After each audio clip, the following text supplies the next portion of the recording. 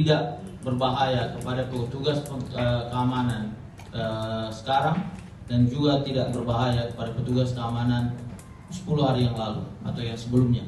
So I don't know who make report 10 days ago that somebody is not safe here. Jadi saya tidak tahu siapa yang membuat laporan bahwa tidak aman katanya di sini 10 hari yang lalu. Because commissioner of the game was also not in the stadium at all. Karena match commissioner juga di sini tidak ada, sama sekali tidak ada. And the organization and people who need to give guarantee for secure, they don't have any problems with secure that day, and that's police. Dan organisasi yang melakukan pengamanan dan memberikan garansi pengamanan, mereka ada di sini dan mereka bilang tidak ada masalah dengan keamanan. So don't make from our fans not peaceful fans.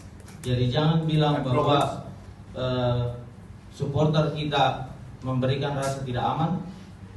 Because we have one of the best fans in Indonesia. Karena fans kita adalah salah satu fans terbaik di Indonesia. Our fans are fanatic. Fans kita memang betul fanatik. And they support the club always. Dan mereka selalu support tim kita di mana saja. And that has nothing to do with problems.